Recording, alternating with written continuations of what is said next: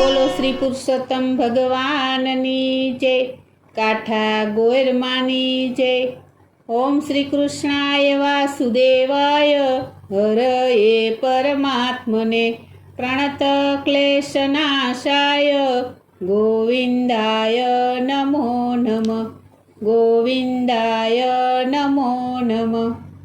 નમસ્કાર મિત્રો, આપ જોઈ રહ્યા છો આપણી યુટ્યુબ ચેનલ શ્યામાશ્યામ દર્શનમાં આપનું હાર્દિક સ્વાગત છે।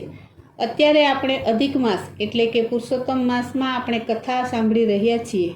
તો આ વાર્તા સાંભળવા મારી સાથે અંત સુધી જોડાયેલ રહેજો।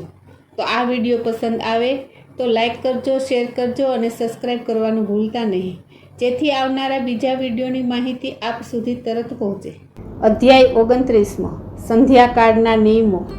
સૂત પુરાણી બોલ્યા, હે સૌનકાદિક મુનિઓ, કદ્રી બ્રાહ્મણ ગૌલોકમાં સ્થાન પામ્યો તેનું કારણ તેનાથી પુરુષોત્તમ માસમાં ન છૂટકે નિરાહાર રહેવાયું અને પવિત્ર કુંડમાં સ્નાન પામ્યો તે છે। હવે ભગવાન નારાયણને નારદજીએ પ્રશ્ન પૂછ્યો કે આપે સવારમાં પૂજા કરવાની વિધિ વગેરે આગળ જણાવ્યું, પણ દિવસના ઉત્તર ભાગમાં વ્યક્તિએ શું કરવું જોઈએ તે જણાવવા કૃપા કરશો। નારદજીની જિજ્ઞાસા સંતોષવા ભગવાન નારાયણે જે કહ્યું તે હું તમને કહી સંભળાવું છું। સવારે ધ્યાન પૂજા કર્યા પછી મધ્યાહને પંચ મહાયજ્ઞો કરવા, અન્નનું બલિદાન મૂકવું, મહેમાનને જમાડવા, કાગડા, કૂતરા અને ગાયોને અન્નદાન કરવું, ઉપરાંત સંન્યાસીને બ્રહ્મચારીઓને ભિક્ષા આપવી, પૂર્વ દિશાએ મોં રાખીને ભોજન કરવું, ભોજન કરતી વખતે કોઈ નિંદા ન કરવી, મન પ્રસન્ન રાખવું અને આસન ઉપર બેસવું। યોગીઓએ 8 કોળિયા, વાનપ્રસ્થે 16 કોળિયા, ગૃહસ્થાશ્રમીએ 32 કોળિયા અને બ્રહ્મચારીએ જેટલું પીરસ્યું હોય તેટલું ભોજન કરવું। વાસી અને નિષેધ ખોરાક ખાવો નહીં। જમ્યા પછી કોગળા કરવા, જમ્યા પછી પાણી લઈને મંત્ર ભણી અંજલિ મૂકવી, અગત્ય મુનિને યાદ કરવા, શ્રી કૃષ્ણનું ધ્યાન ધરવું, સૂર્ય અસ્ત થવાની તૈયારી થાય ત્યારે નદીએ જઈને સ્નાન કરવું, ઘેર આવી ફરી હાથ પગ ધોઈ સાયમ સંધ્યા કરવી। જે સંધ્યા નથી કરતો તે ગોવધનું પાપ વહોરે છે અને નરકમાં પડે છે। સંધ્યા કરતી વખતે ગાયત્રી મંત્ર ભણવો, દિશાઓના દેવતાઓને નમસ્કાર કરવા, સંધ્યા કાર્ય પછી થોડું જમવું અને પછી સૂઈ જવું, પોતાને ત્યાં પૂર્વ તરફ મોં રાખવું, સસરાને ત્યાં દક્ષિણ તરફ મોં રાખવું અને પ્રવાસમાં પશ્ચિમ તરફ મોં રાખીને સૂઈ જવું। ઉત્તર દિશાએ મોં રાખીને કે ગાદલા ઓશિકા વિના કદી પણ સૂઈ જવું નહીં। સૂતી વેળા વિષ્ણુ ભગવાન અને પંચ ઋષિઓનું ધ્યાન ધરવું।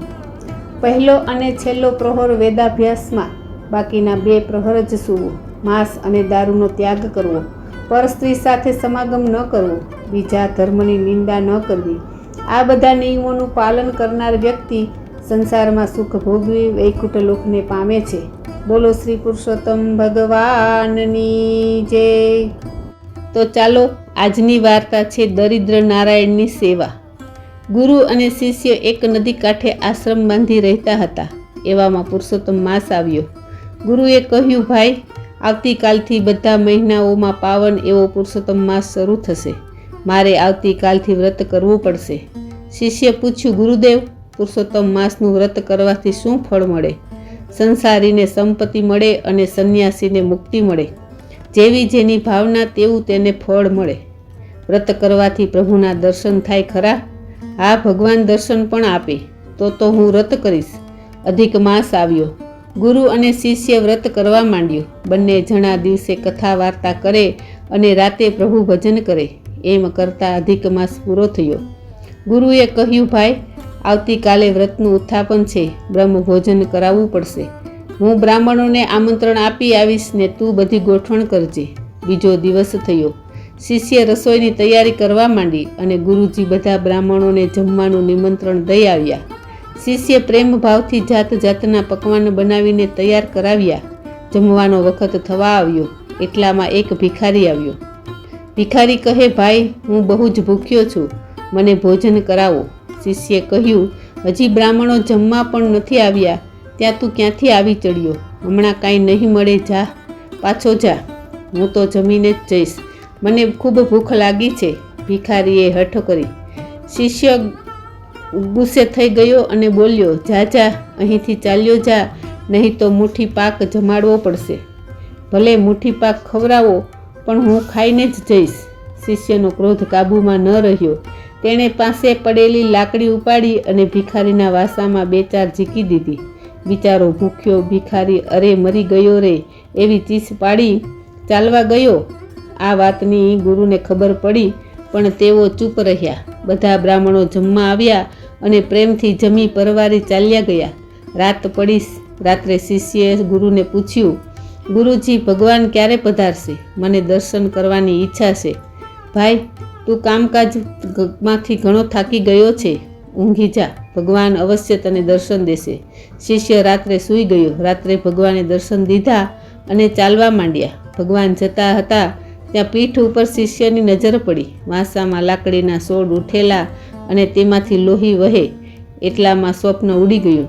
સવારે ગુરુજીએ પૂછ્યું, કેમ ભાઈ, પ્રભુના દર્શન થયા કે નહીં?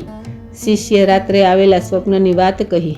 શિષ્ય ગળગળા અવાજે કહ્યું, ગુરુજી, કાલે બ્રાહ્મણોના પહેલાં એક ભિખારી આવ્યો હતો. તેને જોતાં જ મેં ક્રોધ કરી તેને 4 લાકડીઓ મારી હતી. મને ક્ષમા કરો.